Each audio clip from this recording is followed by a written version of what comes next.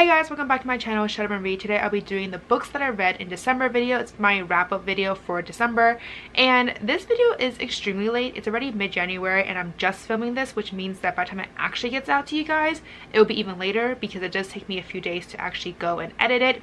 So apologies there, but this time of year is the busiest time and I didn't really have time to really just sit down and film this video. Plus I had to also go in and take notes of all the books that I read this past month, which was a lot as per usual. And also, as you can clearly tell, I still haven't unpacked, even though it's been like a week later since I last filmed in this setting, and that's why I'm still filming in this setting. So anyways, let's just get right into the video.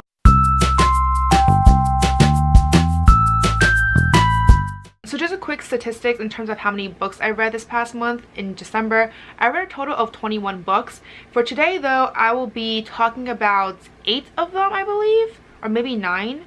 I don't really remember, but 2 of them I know are honorable mentions. They'll be like super quick because I actually did a whole reading vlog on them. Anyways, the first book that I want to talk about is Eliza and Her Monsters by FRANCESCA ZAPPIA. So this book is a YA contemporary. It follows a girl called Eliza who is extremely awkward in real life. She really has no friends, she's socially awkward, and she's just kind of weird in general. But the thing is, she actually has one of the biggest online presence because she's actually the creator of one of the biggest webcomic on the internet at the time that is called Monstrous Seas. So because of this online presence, she can't really imagine her real life being as wonderful as her online life. So she really has no interest in dealing with the real world as she does with the online world. And then one day this new kid arrives and his name is Wallace, and he turns out to be one of the biggest fanfiction writer for her webcomic. And not knowing who she really is and just thinking that she's a regular fan of the webcomic, he starts to draw her out into the real world until one day her secret becomes accidentally revealed. So that's essentially what the story is about. This book was probably the best book that I read in entire month. So just full disclosure, my month in reading has been okay. I mean, I'm also a harsh critic, so most of my books that I read are actually 3 stars. I think if you look at Goodreads for like my year in books in Goodreads, my average rating was like a 3.2 stars. So that's just in general because I think at this point that I have read so many books that it takes so much more for books to really shock me and for it to become like a 4 or 5 star. So a lot of the books, pretty much all the books in this entire video, are going to be 3 stars except for this book. So this book was by far the best. I rated this book a 4.5 stars, which is so high in terms of my usual rating. So this is definitely the best book that I read this past month. I absolutely love the story, I love the characters, everything was so well done. It was just so easy for me to relate with Eliza and her issues, especially with her struggling relationship with her parents. And then Wallace, the other main character, was such an amazing character. I loved everything about him. His vulnerability, his emotions were just everything to me. He was definitely one of the better, well-developed characters that I have encountered in a while. Oh, so by the way, I don't have this book with me because I left a bunch of my books at my parents' place. Since I did a bunch of reading vlogs there, I actually just left all the books there that I finished during that time. So a lot of the books in this video are not even here with me anymore, so they're at my parents' place. But anyways, the one main issue, it's not even a real issue actually, it's just my personal issue, is that so in the between the books there are a bunch of illustrations and like webcomics from the Monstrous Seas, just so I guess we can get more of a well-rounded perspective of Eliza and her online presence and whatnot. And I love the illustrations. I mean, that part was really nice. I like the webcomics, I love everything about that. But my issue though was the parts, there weren't that many, just a few here and there where it was illustrations and a bunch of like basically a chapter, like not really a chapter per se, but it's like half a page or like 2 half pages of text, and it just talks about her webcomics. Like it's like a random, you know, scene from her webcomic. And for me, that actually drew me away from the overall story because it didn't really relate to it. It's just random little scenes here and there, and I don't know, I'm not the biggest fan of when things just kind of suddenly come out and it doesn't really make sense in the whole general scheme of things, and suddenly thrust into a random scene that you're just like, okay, like that's cool, nice illustrations, but I don't really understand where this is coming from. I don't understand why it's even there to start off with. So for me, those few chapters here and there, like not even few chapters, they're literally like 2 pages, really took me away from the overall story.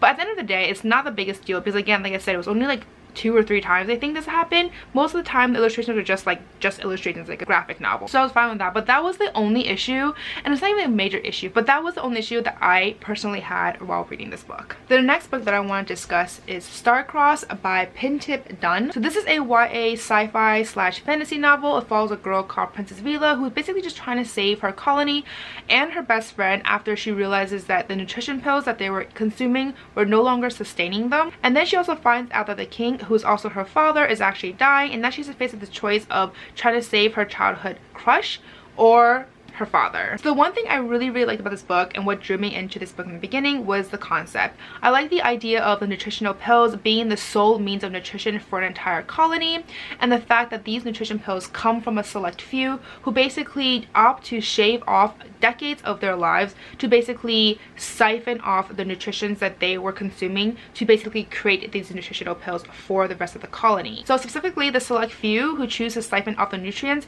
they basically get to eat everything. They have like 5 meals a day, and they're basically forced, or not really forced, but they're basically asked to consume everything in the table, and then after that they go and get their nutrients from their body, like siphoned off, that ultimately creates these nutritional pills. So the choices are either eat all you want and get, you know, decades of your life shaved off, or be forced to eat only the nutritional pills for your entire life and basically not really develop any sense of taste because your entire life has just been consuming these relatively bland nutritional pills. And for me as a foodie, I'm like, oh, these choices are so terrible for me. I cannot imagine either one. So I mean, that concept really drew me into this book. But the thing is, at the end of the day, I did find the overall book to be a little bit lackluster. For some reason, I just never found myself completely invested in Vila, nor was I invested in her relationship, her romantic relationship with Carr, who is her childhood crush. I was also really confused about this whole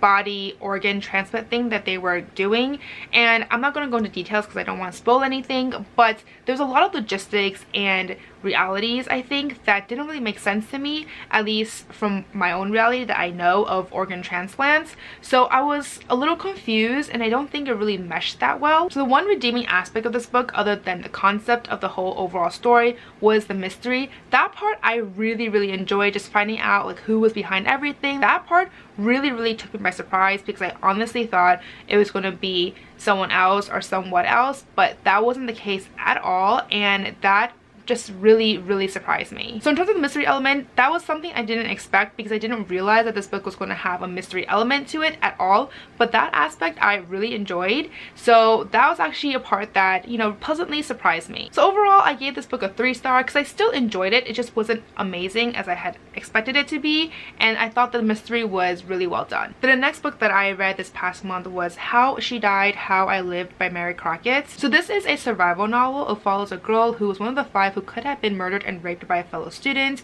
and this talks about her survival skills. Specifically, the book is set a year later, and you're just following her journey as she learns to forgive and grieve for what had happened, especially now a year later. I guess this is when they are doing the sentencing for the student who had committed these crimes. So this is definitely a book where I really had to reflect on my thoughts after reading it, and I definitely went into this book expecting like such a great emotional read, but I came out of it not really feeling that was the case at all. And I remember distinctively that somewhere halfway through I was more invested in simply finishing the book as opposed to the story itself, which is never a good sign. I mean, the book definitely had some great potential in terms of the character development, and some of the questions that were raised were definitely great questions, but ultimately I think the overall book fell a little flat for my taste. The one thing that I definitely enjoyed was actually the main character's journey as she learned to really forgive and move on. There were a lot of times that you can tell from the beginning to the end when she was just purely grieving, and then finally she reaches this point where she's just like, you know what, I want to forgive him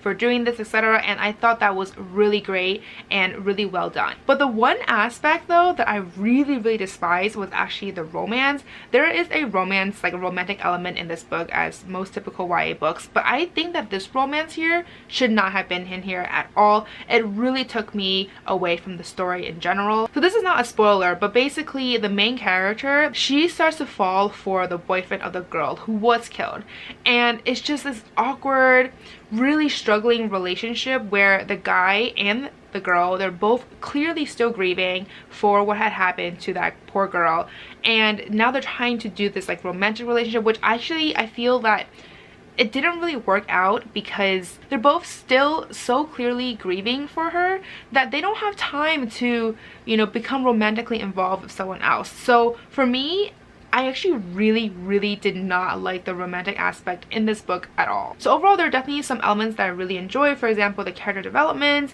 the grieving journey, that was really well done, I think. But there are also a lot of elements, well, specifically just one, the romance thing, that I really could have done without. And at the end of the day, my expectations weren't fully met. So overall, this was my lowest rating for this past month, and I rated it 2.5 stars. Then the next book that I read this past month was Fat Girl on a Plane by Kelly DeVos. It follows a girl called Cookies whose biggest dream is to become a famous fashion designer. One day she flies out to New York City to basically score a scholarship for her dream school, but then when she gets to the airport, she finds out that she is deemed too fat to fly. This incident then leads her on a journey to become skinny, and this book basically has two timelines, one when she is still fat and the second is when she's skinny. And that's literally how the author labeled these timelines, like fat and then skinny. So as the book continues, she just learns to find out what's really important and how to really make her own dream come true. So overall, I actually really enjoyed this book, especially how it was written. I really like the two alternating timelines, the fat versus the skinny,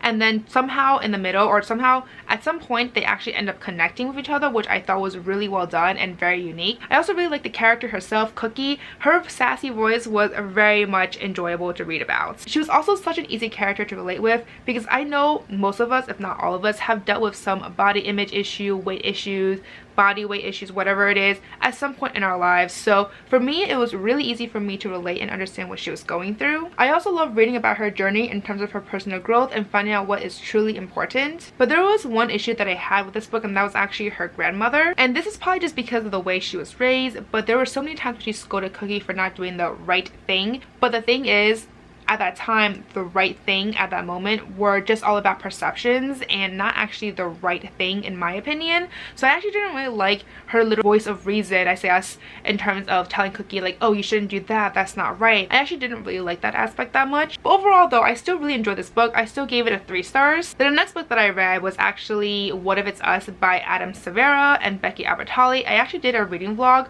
where I kind of touched upon it, so I will link that reading vlog up in case you want to check out a little bit more information in terms of how I felt in the first half of the book, because I didn't actually finish reading the book during the reading vlog, but I will link that above in case you want to check that out. So anyway, the book essentially follows two boys, Arthur and Ben, who basically have this meet cute situation, and somehow they end up meeting together again, and they're trying to decide if they want to try this relationship / romance out. And the book just really follows the two of them as they try to make things work with this new relationship while trying to deal with past relationships and life in general. So the parts that I liked the romance between Arthur and Ben. I thought that was really adorable, and I was all up for that fluffiness. I also really like the fact that this book was set in New York City, which is where I'm based at, so there are a lot of scenes in this book that I could really relate with. But the thing is, I did not like the characters at all. I thought Arthur was way too desperate, in my opinion. There are so many things that he did that I was just like, I would never do that, not in a million years. Not even when I was first dating. I mean, I understand that these kids are high schoolers, so they're probably like, what, 16 or 17 years old. But when I first started dating, which was around the same age, I did not act the way how Arthur acted. He was just way too desperate for me, and I did not like that at all. And on the flip side though, Ben, he was way too laid back for me. I mean, there were so many things that he did that I was just like, oh my god, if this guy did this to me, I would just not even give this guy another try at all, because it's just so disrespectful. I think the two characters, their personalities, I really did not like at all, even though I liked the romance itself, but I didn't like the people who are involved in the romance. I don't know, it's a little bit confusing, but in terms of the relationship, the romance, I really liked that. I thought it was really cute, but the characters, those, I don't know, their personalities were not my favorite. So overall, while I didn't like the characters so much, I still really liked the romance. I thought that was very cute, and because this book really just focused on the romance aspect of it, I still overall thoroughly enjoyed this book, and I ended up giving it a 3 star. Thankfully, my lack of interest in the characters did not take away from my ultimate enjoyment of the book. The next book that I want to share is The Bear and the Nightingale by ARDEN. So this book is inspired by a lot of Russian folklore. Specifically, it follows a girl called Vasilisa who grew up listening to the story story of the Frost, who is this winter demon who basically preys on the unsuspecting souls. Her mother passes away when Vasilisa is still relatively young, and then her father decides to marry this new and young stepmother. And this stepmother is extremely strict. She's very devout and basically refuses to let anyone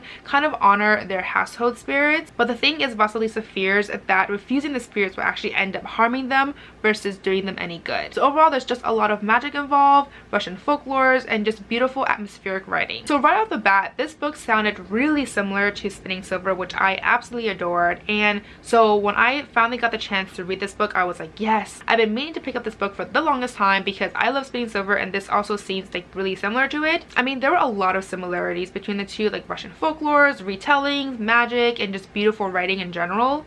But the thing is, I think ultimately this book did fall a little flat for me because of 3 reasons. 1, the action / pacing. This book was so slow. I mean, I went into it expecting the beginning to be slow because I expected, you know, a lot of world building, a lot of like beautiful atmospheric writing in terms of like all the elements coming together.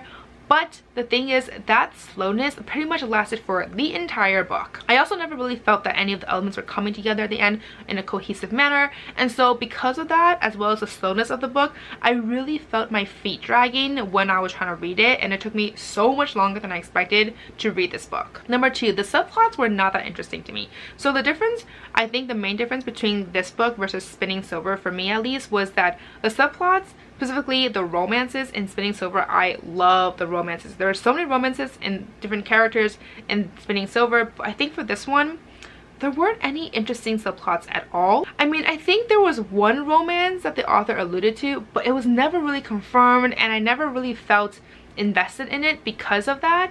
So overall, there's just no subplots in this book that I can just, you know, like, even though sometimes for me, I'm like, okay, the main plot, you know, if it's not great, I'm okay with that, as long as there's like different elements to the book that I really like, either the characters or the subplots or something in this book must drive my attention for me to still enjoy it. And this book, I feel that it really didn't have any. So that was number 2. Number 3, and this is definitely my own personal thing, but I was so confused in this book. There were a lot of names that were given in the beginning of the book, which I was like, okay, who's everyone here? But then it turns out, I think, I'm not even confirmed at this point, that they're just nicknames of the characters. So each character basically had like 2, possibly 3 names based on who's talking to them, or I don't even know, to be honest, because I don't really know Russian culture.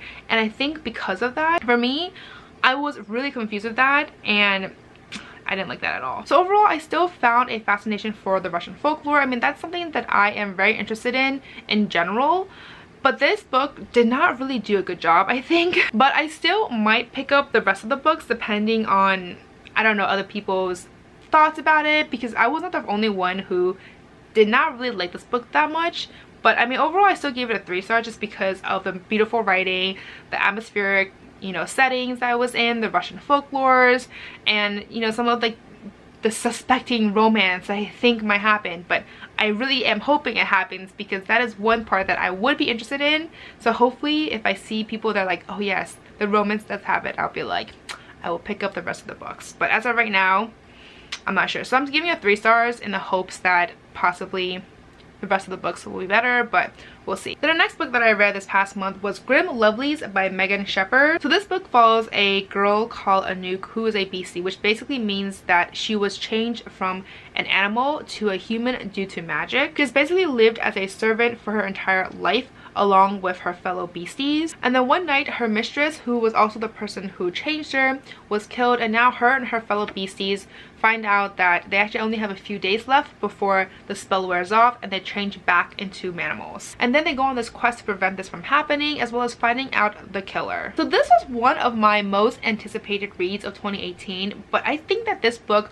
was a letdown in some ways. I mean, I really like the premise. I like the idea of animals turning into humans via magic, and then once the magic wears off, the spell wears off basically, and they have to go back into animals. It's kind of like the Cinderella thing, but more dark, I guess. I also really enjoyed reading some of the characters, specifically CROCKETT. She was such a riot for me. But the thing is, I was not impressed with Anouk. I think Anouk was such a bland character, to be honest, and she was just not that interesting. It took her more than half of the book to really develop some sort of personality and a character that was actually kind of intriguing. My other main issue with this book was how underdeveloped the whole world building was. There are definitely a lot of intricacies in this book that I felt were never really fully explained and definitely could have used more information overall, such as the histories of the beasties, how the halt system worked, how the magic system worked, etc. And it just took me such a long time to really piece together everything in a cohesive manner that I thought actually took me away from the book, because I spent more time trying to figure out what the heck was going on and how the world was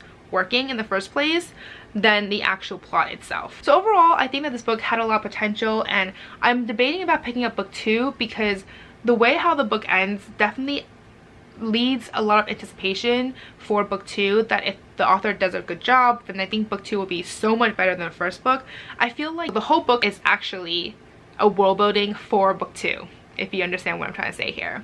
But overall though, I gave this book a 3-star because I think there was a lot of potential in this. I like the characters, I like some of the magic system when it was actually finally understood, etc. But there were also a lot of issues with this book as well. Then the next book that I want to discuss is TRUTHWITCH by Susan Dennard. This is a YA fantasy that basically follows two young witches, one who is a truth witch who's basically able to discern truth from lies, and being a truth witch is actually incredibly rare. The other one is a thread witch, which basically just means you can see the threads of people. And due to circumstances, they somehow meet Prince Merrick, and he becomes a reluctant ally now that the blood witch is on their tail. And as the book progresses, there's actually a lot of political maneuvering as well as a power struggle. So overall, I was not terribly impressed with this book.